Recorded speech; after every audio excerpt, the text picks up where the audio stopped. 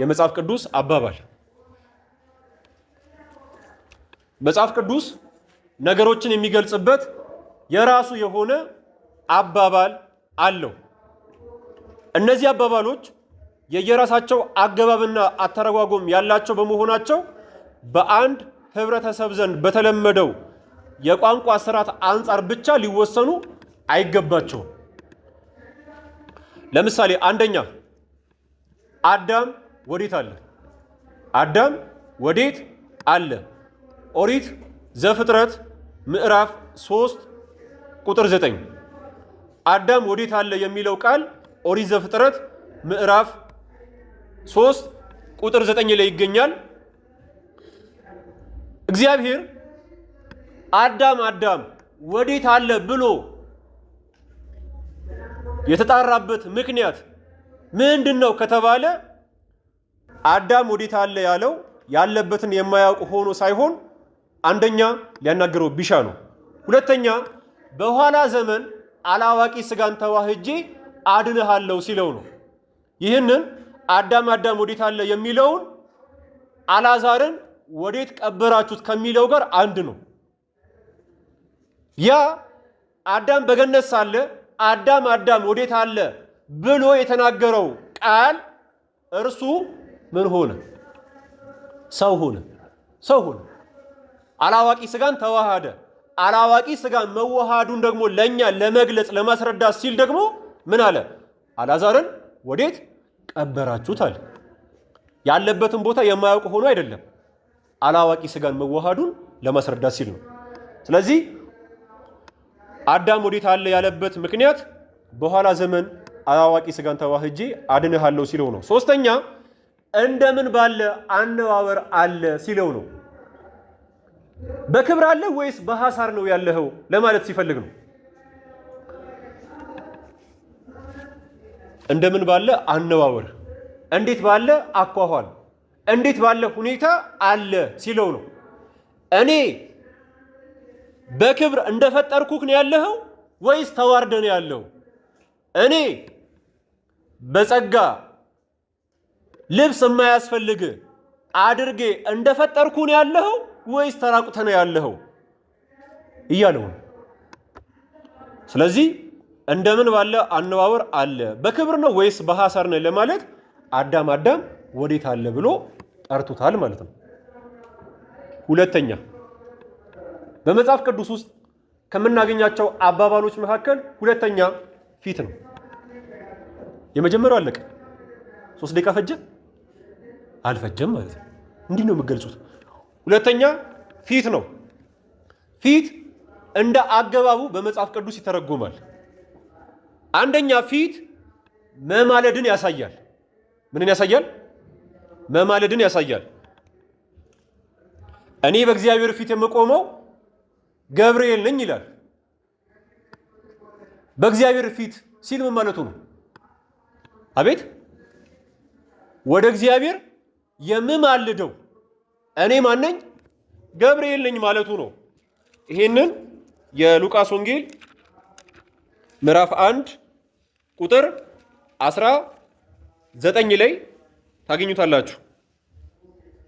ተጨማሪ ኦሪት ዘፍጥረት ምዕራፍ 18 ቁጥር 22 ኦሪት ዘፍጥረት ምዕራፍ 18 ቁጥር 22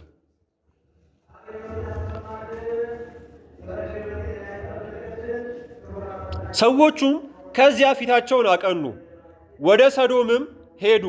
አብርሃም ግን በእግዚአብሔር ፊት ገና ቆሞ ነበር ይላል። በእግዚአብሔር ፊት ማለት ማለት ነው በምልጃ ቆሞ ነበር። በምን ቆሞ ነበር? በምልጃ ቆሞ ነበረ። ከዛ ቀጥሎ አብርሃምም ቀረብ አለም፣ በውኑ ጻድቁን ከኃጢአተኛ ጋር ታጠፋዋለህን? በከተማ ይህን ያክል ጻድቅ ቢገኝ አብረህ ታጠፋቸዋለህን? እያለ ይናገራል። እና በእግዚአብሔር ፊት ሲል በምልጃ መቆሙን የሚያስረዳ ነው። ስለዚህ ፊት አንደኛ ምንን ያሳያል? መማለድን ያሳያል። ሁለተኛ ልመና አለመቀበልን ያሳያል።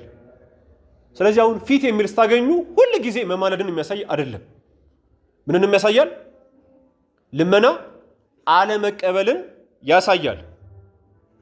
ኦሪት ዘዳግም ምዕራፍ 32 ቁጥር 20 ኦሪት ዘዳግም ምዕራፍ 32 ቁጥር 20 እርሱም አለ ፊቴን እሰውርባቸዋለሁ፣ ፍጻሜያቸው ምን እንደሆነ አያለው፣ ጠማማ ትውልድ ያልታመኑም ልጆች ናቸው ይላል።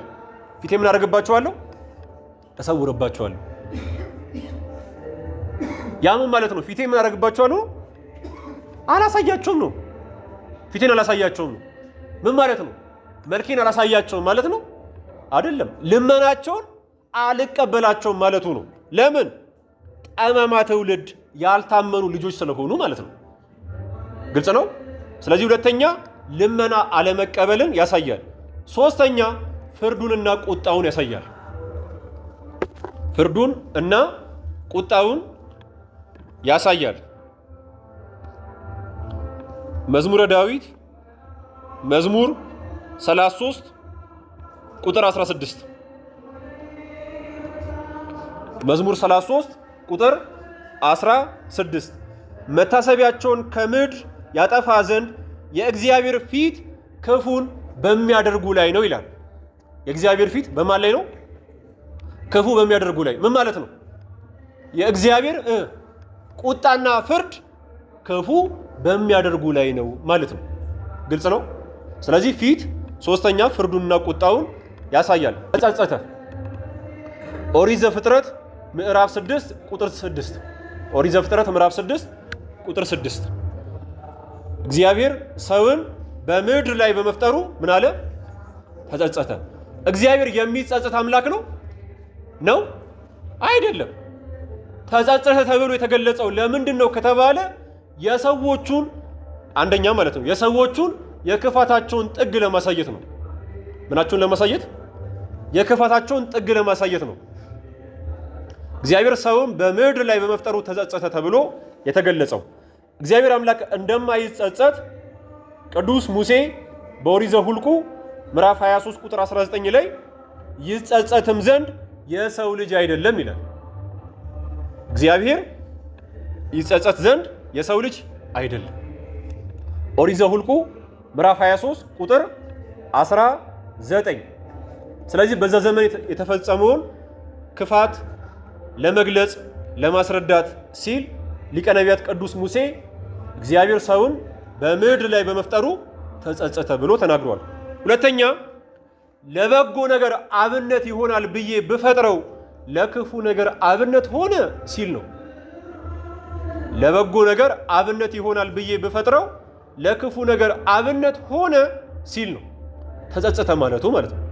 እኔ እኮ የፈጠርኩት እኮ ለበጎ ነገር አብነት እንዲሆን ነበር፣ ነገር ግን ለክፉ ነገር አብነት ሆነ።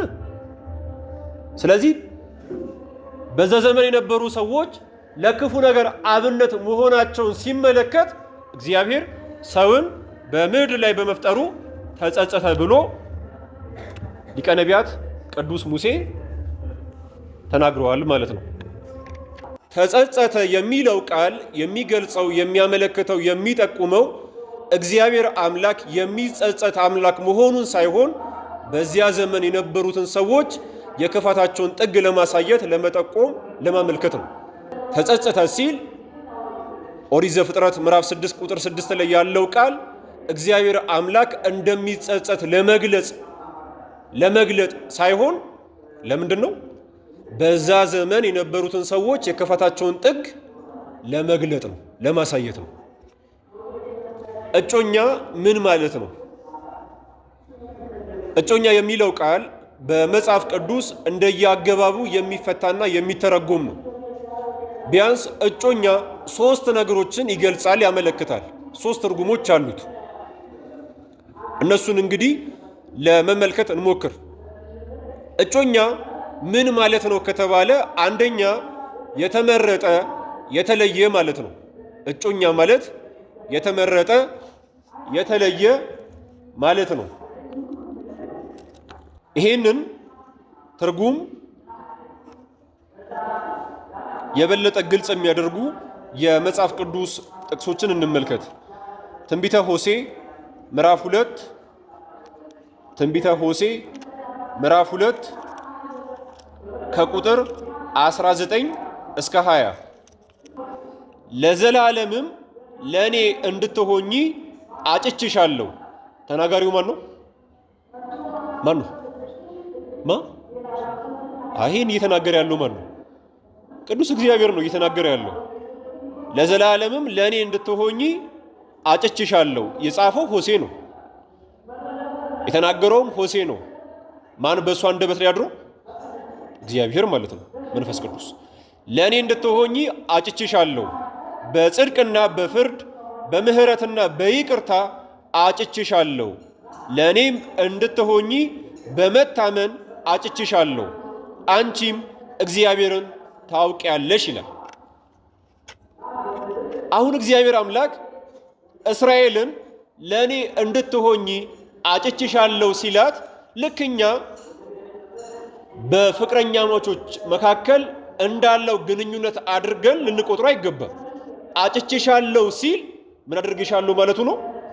መርጭሻለሁ፣ ለይችሻለሁ ማለቱ ነው እንጂ እግዚአብሔር አምላክ ሎቱ ሰባት እስራኤልን ልክ እንደ ሚስት እያደረጋት አይደለም። ግልጽ ነው። እንደዛ እያደረገ አይደለም። አጭችሻለሁ ሲል መርጭሻለሁ፣ ለይችሻለሁ ማለቱ ነው። ከዚህ በታች ስማችሁ የተጠቀሰ የፍኖተ ሕይወት ሰንበት ትምህርት ቤት አባላት ለጥምቀት በዓል እጩ ዘማሪያን መሆናችሁን እንገልጻለን። አንደኛ ናትናኤል ሩዳን፣ ሁለተኛ ሚኪያስ ተስፋዬ፣ ሶስተኛ ሩት ተስፋዬ፣ አራተኛ ኤደን ሞላ። አሁን እነዚህ አራት ልጆች የታጩት ለምኑ ነው? ለምኑ ነው? ለጥምቀት በዓል ነው። ለበዓሉ ታጭተዋል። ለበዓሉ ታጭተዋል ማለት ለበዓሉ ፍቅረኛ ሆነዋል ማለት ነው ነው አይደለም። ምን ማለት ነው? ለበዓሉ ከማይዘምሩት መካከል እነርሱ ዘማሪያን ሆነው ተመርጠዋል፣ ተለይተዋል ማለት ነው። አንዲት ሴት ለሆነ ሀገር ለከንቲባነት ታጨች ቢባል ለዛ ሀገር ፍቅረኛ ሆነች ማለት አይደለም። ለምሳሌ ኢትዮጵያ ወንዶች ያው ኳስ ስለምትመለከቱ ለዓለም ዋንጫ ታጨች ማለት ኢትዮጵያ ለዓለም ዋንጫ ፍቅረኛ ሆነች ማለት ነው አይደለም። ምን ማለት ነው? ለዓለም ዋንጫ ካልተመረጡት ካልተለዩት መካከል ተለይታ ተመርጣ በውድድሩ ተሳታፊ ትሆናለች ማለት ነው። ግልጽ ነው ሐሳቡ? ግልጽ ነው። ስለዚህ እጮኛ አንደኛ በምን ይተረጎማል? የተመረጠ የተለየ ተብሎ ይተረጎማል። ተጨማሪ ከአዲስ ኪዳን አንድ ጥቅስ እንጨምር። ሁለተኛ ቆሮንቶስ ምዕራፍ 11 ቁጥር 2። ሁለተኛ ቆሮንቶስ ምዕራፍ 11 ቁጥር 2 ለእግዚአብሔር የሚገባ ቅናት እቀናላችኋለሁና ወደ እርሱ አቀርባችሁ ዘንድ ለአንዱ ንጹሕ ድንግል ሙሽራ ለክርስቶስ አጭቻችኋለሁና ይላል። ምን አድርጋችኋለሁና? ለማ ለክርስቶስ፣ ለሙሽራው ለክርስቶስ አጭቻችኋለሁና ይላል። አጭቻችኋለሁና ሲል ምን ማለቱ ነው? ለሙሽራው ክርስቶስ ፍቅረኛ አድርጋችኋለሁ ማለቱ ነው። ለሙሽራው ክርስቶስ ልክ እንደ ሙሽሪት ምን አድርጋችኋለሁ ማለቱ ነው። መርጫችኋለሁ፣ ለይቻችኋለሁ ማለቱ ነው። ስለዚህ እጮኛ አንደኛ የተመረጠ የተለየ ማለት ነው። ሁለተኛ እጮኛ ምንድነው ከተባለ ለጋብቻ ለተፈቃቀዱ ሰዎች የሚያገለግል ነው። ለጋብቻ ለተፈቃቀዱ ሰዎች የሚያገለግል ነው። አንዲት ሴት ለወደፊት የትዳር አጋር ይሆነኛል ብላ የምታስበውን ሰው ለሆነ ሰው ስታስተዋውቀው ምኔ ነው ትለዋለች? እጮኛዬ ነው ትለዋለች። ምን ማለቷ ነው? እግዚአብሔር ቢፈቅድ ቢወድ ከሱ ጋር አብሬ ለመኖር በትዳር ተጣምሬ ለመኖር ዝግጁ ነኝ እያለች ነው። በደንብ ማወቅ ያለባችሁ ጋብቻን ማዕከል ያላደረገ የእጮኝነት ህይወት በቤተ ክርስቲያን ክልክል ነው። ምንድነው? ምን ጋብቻን ምን ያላደረገ ማዕከል ያላደረገ የሆነች ሴትን አንተ እጮኛ አድርገ መያዝ የምትችለው እሷን ለማግባት ፍላጎት ሲኖር ነው። አሁን አጠገብህ ጋር ያለችውን ሴት በእናንተ አገላለጽ ገርል ፍሬንድ የምትላት ማለት ነው። እናንተም ቦይ ፍሬንድ ብላችሁ የምትጠሩት ማለት ነው። እሱን እናንተ ለማግባት ዝግጁ ናችሁ? ለማግባት ብላችሁ አስባችሁ ነው ከዛ ሰው ጋር ግንኙነት የጀመራችሁት ነው ወይ? ካልሆነ እናንተ ህገወጥ ናችሁ። በሰው ጊዜ በሰው ህይወት እየተጫወታችሁ ናችሁ። እየተጫወታችሁ ነው ያላችሁት። እና ተውት በቃ። ለማግባት ዝግጁ ካልሆናችሁ ለምን እጮኛ ትይዛላችሁ? ሴት ልጅ ከሚያሳስቧት ጉዳዮች መካከል አንዱ ምንድነው? ጊዜ በሉ። ምንድነው? ጊዜ ነው አይደል? አዎ። ብዙን ጊዜ በፍቅር ህይወት የሚጎዱት ከወንዶች ይልቅ እነማን ናቸው? ሴቶች ናቸው። ለምን? ብስለታቸውን በብልሃት ስለማይጠቀሙት፣ ብስለታቸውን በጥበብ ስለማይጠቀሙት። ሁለተኛ ደግሞ ወንዶች ለመብሰል ማገዶ ጊዜ ስለምንፈጅ አይደል እንዴ? ከሴትና ከወንድ ማን ነው በመብሰል የሚቀድመው?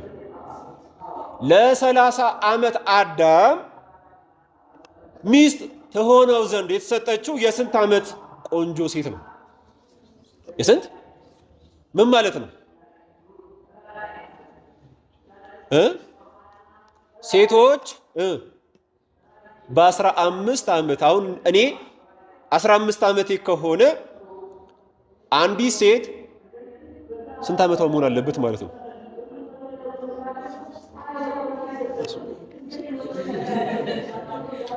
መጸነስ አለባት ማለት ነው። አይደለም እንዴ? ተው እንጂ። በ15 ዓመት ጋፕ እኮ ነው ያልኳችሁ። ተመልክታችሁት ከሆነ ፍትሐ ነገሥት አንቀጽ 24 እሱን በደንብ ወደፊት ትማሩታላችሁ። የብስለት ጊዜ ወይም አካላዊ ብስለት ብሎ የሚያስቀምጠውን እድሜ ስትመለከቱት ለሴቶች 12 ያም ባይሆን 15 ነው የሚለው አይደል እንዴ? ለወንዶችስ? አቤት ወንዶች ፈልጉ፣ እናንተ ፈልጉት። ከ20 እስከ 25 ብሎ ያስቀምጠዋል። በመሰረታዊነት ፍትሐ ነገሥት አንቀጽ 24 እየነገረን ያለው ከሴት ይልቅ ወንድ እድሜው ምን ያለ መሆን አለበት? ምን ያለ መሆን አለበት? ከፍ ያለ መሆን አለበት። ሴቷ ከፍ ያለች ከሆነ ከተስማማችሁ ቀጥሉበት፣ ችግር የለም። ግልጽ ነው። ከተስማማችሁ ቀጥሉበት፣ ግን የሚመክር አይደለም። አንዳንድ ጊዜ አንዳንድ ሴቶች አጠገባቸው ጋር ያለውን ወንድ ሲገልጹ ሕፃን እኮ ነው የሚሉት። ምን እኮ ነው? ሕፃን ነው። ምን የሚያስበው ነገር የለም። ስለ ወደፊት የሚያስበው ነገር የለም። ዝም ብሎ በቃ ልክ እንደ ሕፃን ነው የሚሆንብኝ ትላለች። ታዲያ ምን ያደርግ? ጊዜው ገና እኮ ነው፣ አልበሰለም። ወይ እስኪበስል ጠብቂው። እሺ፣ ስለዚህ ማወቅ ያለብን ጉዳይ ምንድን ነው? አንድን ሰው ፍቅረኛ አድርገን መያዝ የምንችለው ያንን ሰው ለማግባት ሐሳብ ካለን ብቻ ነው። ያንን ሰው የማግባት ፍላጎት ሳይኖረን የሆነን ሰው የፍቅር ጥያቄ መጠየቅ አንችልም። ይሄ በቤተ ክርስቲያን ክልክል ነው። ስለዚህ እጮኛ ለምን ያገለግላል? ለጋብቻ ለተፈቃቀዱ ሰዎች ያገለግላል። ስለዚህ እጮኛ ምንድን ነው ከተባለ ለጋብቻ ለተፈቃቀዱ ሰዎች የሚያገለግል ነው፣ ወይም ለፍቅረኛሞች የሚያገለግል ነው። እጮኛ ማለት ምን ማለት ነው ከተባለ ሶስተኛ ተንከባካቢ፣ ረዳት፣ ጠባቂ ማለት ነው። ተንከባካቢ፣ ረዳት፣ ጠባቂ ማለት ነው።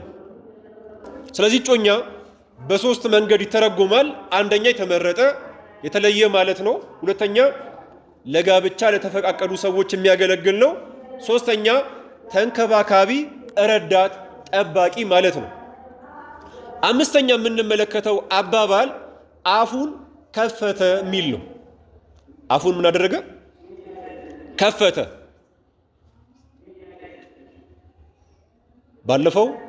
ባለፈው ሶስት ነጥቦችን ተመለከትን። ዛሬ አራተኛውን አየን። አሁን አምስተኛውን የተመለከትን ነው ማለት ነው። አፉን ከፈተ። በመጽሐፍ ቅዱስ አፍን መክፈት በብዙ መልክ ይተረጎማል፣ ይገለጻል። አፉን ከፈተ ማለት ምን ማለት ነው ከተባለ ቢያንስ በሶስት መንገድ ይተረጎማል። ሶስት ነገሮችን ያመለክታል። አንደኛ አፍን መክፈት መናገር መጀመርን ያመለክታል። መናገር መጀመርን ያመለክታል። አሁን አፉን ከፈተ ሲል አለ ተብሎ ሁሉ ጊዜ በቁቡ የሚወሰድ አይደለም። አንደኛ በምን ይወሰዳል? መናገር መጀመርን ያመለክታል። መጽሐፈ ኢዮብ ምዕራፍ 3 ቁጥር 1 መጽሐፈ ኢዮብ ምዕራፍ 3 ቁጥር 1 ከዚያም በኋላ ኢዮብ አፉን ከፈተ። አፉን ምን አደረገ? ከፈተ። የተወለደበትንም ቀን ረገመ ይላል። አፉን ከፈተ ማለት መናገር ጀመረ። ምን ብሎ? እንዲህም አለይልና ቁጥር 2 ላይ ያችም የተወለድኩባት ቀን ትጥፋ፣ ያችም ወንድ ልጅ ነው ያሉባት ሌሊት፣ ያቺ ቀን ጨለማ ትሁን እያለ ይናገራል ማለት ነው። ስለዚህ ኢዮብ አፉን ከፈተ ማለት ምን አደረገ ማለት ነው? መናገር ጀመረ ማለት ነው። ስለዚህ አንደኛ መናገር መጀመርን ያመለክታል አፍን መክፈት። ሁለተኛ አፍን መክፈት ስዕለት መሳልን ያመለክታል። ስዕለት መሳልን ያመለክታል። አፌን ከፍቻለሁና ይላል ዮፍታሔ መጽሐፈ መሳፍንት ምዕራፍ 11 ከቁጥር 30 እስከ 36 ዮፍታሔ ስለተሳለ ስዕለቱ ምን ይመስላል ከተባለ ከቁጥር 30 የተገለጸው ነው። ዮፍታሔም በእውነት የአሞንን ልጆች በእጄ አሳልፈ ብትሰጠኝ ከአሞን ልጆች ዘንድ በደህና በተመለስኩ ጊዜ ከቤቴ ደጅ ወጥቶ የሚቀበለኝን ለእግዚአብሔር መስዋዕት አድርገዋለሁ ብሎ ለእግዚአብሔር ስዕለት ተሳለ። ስዕለቱ ድል ማድረግና ድል አድርጎ በሰላም መመለስ ነው። ሲመለስ ከቤቱ ደጅ ወጥቶ የሚቀበለውን ማንኛውንም ነገር ለመሰዋት የሚገልጥ ቃል ነው። ከዚህ ቀደም በትውፊት እንደተገለጸው ትቀበለው የነበረች ነጭ በግ ነበረች። የዛን ቀን ግን ድል አድርጎ ሲመለስ የተቀበለችው ወንድ ማታውቅ ድንግል የሆነች አንዲት ሴት ልጁ ነች። ከዛስ ዮፍታሔ ወደ መሴፋ ወደ ቤቱ ተመለሰ። እነሆም ልጁ ከበሮ ይዛ እየዘፈነች ልትቀበለው ወጣች። ለእርሱም የሚወዳት አንዲት ብቻ ነበረች። ስንት ነበረች? እርሷንም ባየ ጊዜ ልብሱን ቀዶ የሐዘን ምልክት ስለሆነ ወዮልኝ ልጄ ሆይ ወደ እግዚአብሔር አፌን ከፍቻለሁና፣ አፌን ምን አድርጌያለሁና? ወደ እግዚአብሔር እንደዚህ ብያለሁና እያላት ነው። ምን ብያለሁና? ስለተስያለሁና ማለቱ ነው። ስለተስያለሁና ከዚያው እመለስ ዘንድ አልችልምና አሰናከልሽኝ፣ አስጨነቅሽኝም አላት። እርሷ አይደለችም ያስጨነቀችው፣ የእርሱ በአፉ ፈጥኖ የተሳለው ስዕለት ነው ያሰናከለው፣ ያስጨነቀው። ለአንዳንድ ሰዎች በአፋቸው መፍጠናቸው ጭንቀት የሚወልድባቸው መሰናከያ የሚሆንባቸው ነው አይደል እንዴ? ለዚህ እኮ ነው ጠቢቡ ሰለሞን በአፍ አትፍጠን ብሎ የተናገረው። በአፍ ምን አታድርግ። አሁን አንዳንድ ሰዎች ስዕለት ሲሳሉ ወደፊት ስለሚሆኑ ነገር እርግጠኛ ሳይሆኑ እጃቸው ላይ ያለውን ነገር ከግምት ሳያስገቡ በስሜታዊነት ውስጥ ሆነው ስዕለት ይሳላሉ። መጨረሻ ላይ ችግር ነው። የአንበሳ ጸጉርም የተሳሉ ሰዎች አሉ አይደል? አልሰማችሁም? ከእናቶቻችሁ ቁጭ ብላችሁ እስኪ እናቴ እስኪ በህይወት ዘመንሽ የሰማሽውን የስዕለት ታሪክ እስኪ ንገሪኝ በሏት። በደንብ ተነግራችኋለች። እኔ ከእናቴ የሰማሁት ነው። አስቡት። ቅማል አመጣለሁ ብለው የተሳሉ ሰዎች አሉ። ቅማል በ3000 ብር በ4000 ብር የገዙ ሀብታሞች አሉ። አስቡት። ቅማል ለእግዚአብሔር ምን ያደርግለታል? የአንበሳ ጸጉር ለእግዚአብሔር ምን ያደርግለታል? ምንም አያደርግለትም። አሁን እቺ ሴትዮ አስቡት። በአሁን ሰዓትስ ያው ምን ችግር አለው? አንበሳውን ለሚያባብለው፣ ለሚያሻሸው፣ ለሚመግበው የሆነ ነገር ሸጉጥ አድርጎ አንድ ዘለላ መውሰድ ነው አይደል? ብዙም ከባድ አይደለም። በፊት ግን እንደዚህ ባልታጠረበት ሁኔታ አንበሳው ማን አግኝቶት እና እቺ ሴትዮ በየቀኑ እየሄደች የሆነ ቀን እግሩን እየወሰደች ታበላው ነበር አሉ። ከዛ ካላመደችው በኋላ እያሻሸች ስንት ጸጉር ወሰደች? አሁን እቺ ሴትዮ ብትሞትስ? ስለቱ ገደላት ይባላል? አሳሳሏ ገደላት ይባላል አይደለ? እንደዛ ነው። እና በአፋችን መፍጠን የለብንም። አስጨነቅሽኝ አላት። እርሷም አባቴ ሆይ አፍህን ወደ እግዚአብሔር ከከፈትክ ስለት ከተሳልክ ማለት ሆነ እግዚአብሔር በጠላቶች በአሞን ልጆች ላይ ተበቀሎልሃልና በአፍ እንደተናገርክ አድርግብኝ አለችው ይላል። ሰዋኝ አለችው። በስተመጨረሻ ላይ ተሰውታለች። መስዋዕት አድርጓታል። አስቡት ምን ያክል ከባድ እንደሆነ። ነገር ግን ይቺ ሴት የድንግልናን ክብር የምትገልጽ የምታብራራ ሴት ናት። መሞቴ አይቀርም ያልከውንም ትፈጽምብኛለህ፣ እኔም እሺ ብያለሁ። ነገር ግን ከባልንጀሮቼ ጋር ስለ ድንግልናዬ አለቅስ ዘንድ 2 ወር ፍቀድልኝ አለችው። ስንት ወር? ስለምን ያለቅስ ዘንድ? ያስቡት። አሁን እናንተ አባታችሁ በዚህ መልክ ቢያወራችሁ፣ በዚህ መልክ ልክ እንደሷ ብትስማሙ 2 ወሩን የምታስፈቀዱት ለምን ጉዳይ ነው?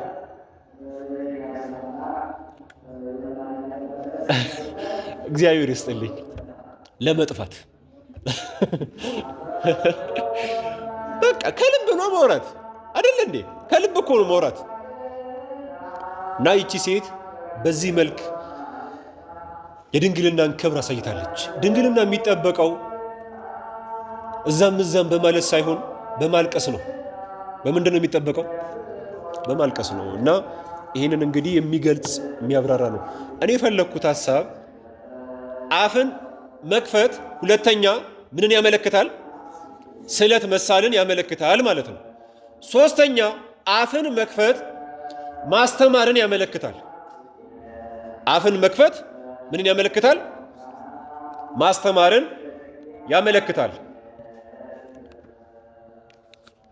አፉን ከፈተ እንዲል የማቴዎስ ወንጌል ምዕራፍ 5 ቁጥር 2 የማቴዎስ ወንጌል ምዕራፍ 5 ቁጥር 2 ከቁጥር 1 ጀምሮ ላንብበው። ብዙ ሕዝብም ባየ ጊዜ ወደ ተራራ ወጥቶ ተቀመጠ። ደቀ መዛሙርቱ ወደ እርሱ ቀረቡ። አፉንም ከፈተ። አፉንም ምን አደረገ? ጌታችን አምላካችን ኢየሱስ ክርስቶስ አፉንም ከፈተ እንዲህ ብሎ አስተማራቸው ይላል። አፉንም ከፈተ ምን ማለት ነው? ማስተማር ጀመረ ማለት ነው። ማስተማር ጀመረ። ስለዚህ አፍን መክፈት ማስተማርን ያመለክታል። እንጨምር ከተባለ የሐዋርያት ሥራ ምዕራፍ 8 ቁጥር 35 የሐዋርያት ሥራ ምዕራፍ 8 ቁጥር 35 የሐዋርያት ሥራ ምዕራፍ 8 ቁጥር 35 ፊልጶስም አፉን ከፈተ፣ ስለ ኢየሱስም ከዚያው መጽሐፍ ጀምሮ አስተማረው ይላል። ማንን? ኢትዮጵያዊውን ጃንደረባ። አፉን ከፈተ ማለት ማስተማር ጀመረ ማለት ነው። ከያዘው መጽሐፍ ወስዶ ማስተማር ጀመረ ብሎ እየገለጸልን ነው። ስለዚህ አፍን መክፈት አንደኛ መናገር መጀመርን፣ ሁለተኛ ስዕለት መሳልን፣ ሶስተኛ ማስተማርን ያመለክታል ማለት ነው። ስድስተኛ ከዳሽ ጋር ምን አለኝ? ከዳሽ ጋር ምን አለኝ? ከአንተ ጋር ከአንቺ ጋር ምን አለኝ የሚሉት ቃላት ማለት ነው። ይህ አባባል በተለያዩ የመጽሐፍ ቅዱስ ክፍሎች ውስጥ የሚገኝ ነው። ይህን አባባል በትክክል ለመረዳት በማንና ለምን እንደተባለ መጠየቅና መገንዘብ ያስፈልጋል። ከዳሽ ጋር ምን አለኝ የሚለውን አባባል ለመረዳት በማንና ለምን እንደተባለ መጠየቅና መገንዘብ ያስፈልጋል።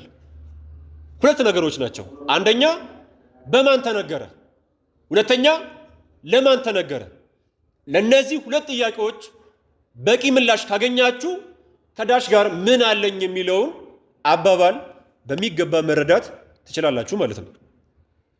በመጽሐፍ ቅዱስ ብዙ ቦታዎች ላይ አሉ። አንደኛ ነገሥት ምዕራፍ 17 ከቁጥር 18 የሰራፕታዋ መበለት ኤልያስን፣ ሁለተኛ ነገሥት ምዕራፍ 3 ቁጥር 13 ኤልሳ ንጉሥ ኢዮራምን፣ የማርቆስ ወንጌል ምዕራፍ 5 ቁጥር 7 አጋንንት ጌታችንን፣ የዮሐንስ ወንጌል ምዕራፍ 2 ቁጥር 4 ጌታችን እመቤታችንን። የዮሐንስ ወንጌል ምዕራፍ 2 ቁጥር 4 ያለውን አልመልስም፣ ምክንያቱም ምን እንደሆነ ታውቃላችሁ። እሱም ለእናንተ የቡድን ስራ ስለተሰጠ ማለት ነው። እሱን ወደፊት ነው መመልስላችሁ።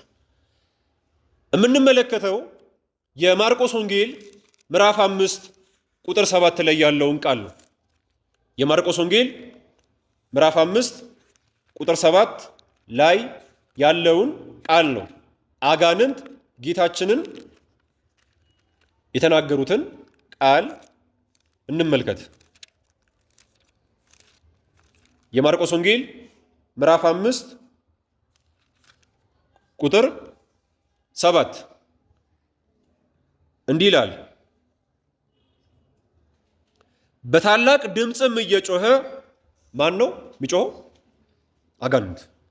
የልዑል እግዚአብሔር ልጅ ኢየሱስ ሆይ ካንተ ጋር ምን አለኝ? ካንተ ጋር ምን አለኝ?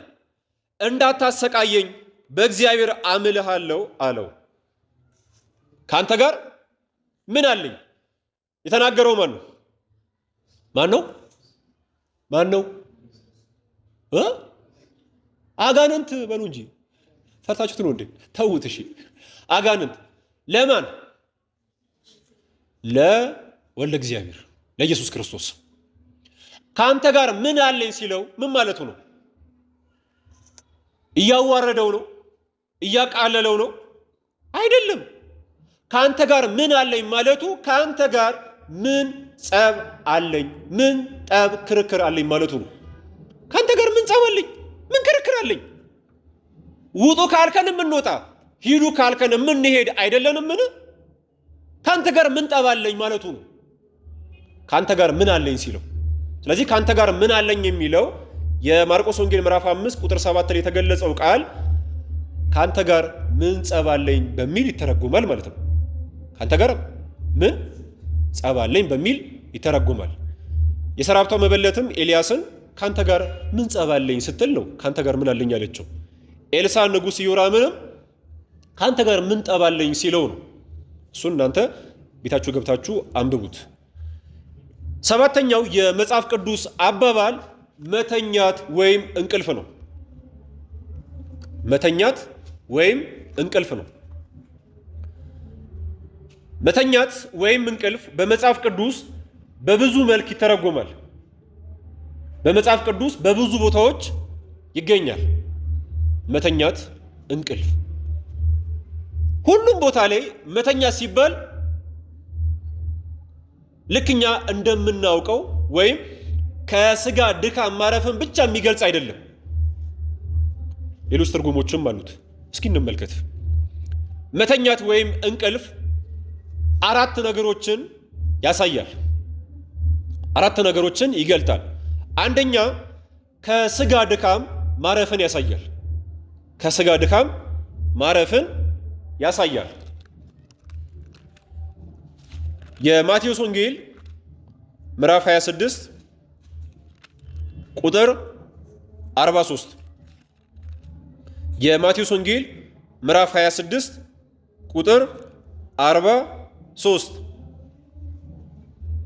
ዳግመኛም ወደ ደቀ መዛሙርቱ ተመለሰ፣ ተኝተውም አገኛቸው፣ ዓይኖቻቸው በእንቅልፍ ፈዘው ነበርና ይላል። መተኛት የሚለው እዚህ ጋር ከስጋ ድካም ማረፍን የሚገልጽ ነው ማለት ነው። እኛ ምን ተኛለን? ማታ ማታ አይደል? ቀንቀንም እንደየሁኔታው እንተኛለን። በደንብ አስተውሉ። አንዳንድ ጊዜ ሐዘን ምንን ይጨምራል ወይ ምንን ያመጣል? እንቅልፍን ያመጣል። ከአቅም በላይ ሲሆን እንደዛው ነው። ከአቅም በላይ ሲሆን እንደሚሞት እንደሚሰቀል እኮ ነግሯቸዋል። ታዲያ ሐዘን እኮ አለባቸው። ከባድ እኮ ድካምም ይኖራል። ስለዚህ ከስጋ ድካም ለማረፍ ሲሉ ምን አደረጉ? ተኙ። ስለዚህ መተኛት ወይም እንቅልፍ በዚህ አገባብ ከስጋ ድካም ማረፍን ያሳያል። ተኝተው ነበር ሲል ሞተው ነበር ማለቱ ሳይሆን ስጋቸውን ለማሳረፍ ሲሉ ተኝተው ነበር ለማለት ብሎ ነው። ሁለተኛ መተኛት ወይም እንቅልፍ ሞትን ያሳያል። ሞትን ያሳያል። የነፍስና የስጋን በሞት መለያየት ያሳያል። ለምሳሌ የዮሐንስ ወንጌል ምዕራፍ 11 ቁጥር 11 በደንብ አስተውሉ። እኛ የምናውቀው እንቅልፍ በአንድ መልክ ወይም በመጀመሪያው በተረጎምነው መልክ ብቻ ያለ ከሆነ ጌታችን አምላካችን ኢየሱስ ክርስቶስ በዚህ ጥቅስ ላይ ሲናገር እኛም የምንረዳው ልክ እንደነማን ነው? ልክ እንደ ሐዋርያት ነው። እስኪ እነሱ ምን ብለው እንዳሰቡ እንመልከት። የዮሐንስ ወንጌል ምዕራፍ 11 ቁጥር 11 ላይ ከዚህም በኋላ ወዳጃችን አልዓዛር ተኝቷል። ወዳጃችን አልዓዛር ምን አድርጓል? ተኝቷል። ነገር ግን ላነቃው እሄዳለሁ አላቸው። ምን ላደረገው? ላነቃው፣ ልቀሰቅሰው እሄዳለሁ አላቸው። በዚህ ሰዓት ላይ ምን አሉ? ደቀ መዛሙርቱም አቤቱ ከተኛስ ይነቃል። ያው እንቅልፉን ሲጨርስ ምን ያደርጋል? ይነቃል። ይድናልም አሉት ይላል። ይነቃል። ጌታ ግን እየተናገረ ያለው ስለ እንቅልፍ መተኛት አይደለም። ይሄንን ዮሐንስ ዝቅ ብሎ ይገልጸዋል። ቁጥር 13 ላይ ጌታችን ኢየሱስም ስለ ሞቱ ተናገረ። ስለምኑ ተናገረ? ስለ ሞቱ ተናገረ። እነርሱ ግን ስለ እንቅልፍ መተኛት መስሏቸው ነበር ይላል። ስለዚህ አሁን ወዳጃችን አልዓዛር ተኝቷል ሲል ምን ብሏል እያለ ነው? ሞቷል እያለ ነው። ሞቷል። ስለዚህ ሁለተኛ ሞትን ያሳያል። ሶስተኛ ስንፍናን ያሳያል። ስንፍናን ያሳያል። ለምሳሌ መጽሐፈ ምሳሌ ምዕራፍ 6 ከቁጥር 9 እስከ 11፣ መጽሐፈ ምሳሌ ምዕራፍ 23 ቁጥር 21፣ መጽሐፈ ምሳሌ ምዕራፍ 23 ቁጥር 21፣ መጽሐፈ ምሳሌ ምዕራፍ 23 ቁጥር 21።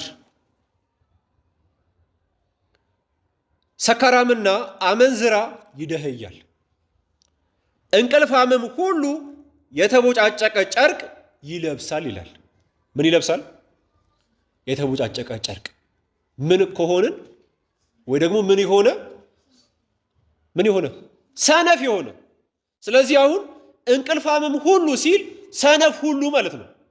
ሰነፍ ሁሉ ስራ ስለማይወድ ምን ይለብሳል? የተቦጫጨቀ ጨርቅ ይለብሳል ማለት ነው። ስለዚህ ሶስተኛ መተኛት ወይም እንቅልፍ ስንፍናን ያሳያል። አራተኛ አለማወቅን ኃጢአትን ያሳያል። አለማወቅን ኃጢአትን ያሳያል። ሮሜ ምዕራፍ 13 ቁጥር 11 ሮሜ ምዕራፍ 13 ቁጥር 11 ከእንቅልፍ የምትነቁበት ጊዜ እንደደረሰ እወቁ ይላል። ከምን? ከእንቅልፍ ሲል ከምን ማለቱ ነው? ከኃጢአት ነው፣ ካለማወቅ ነው።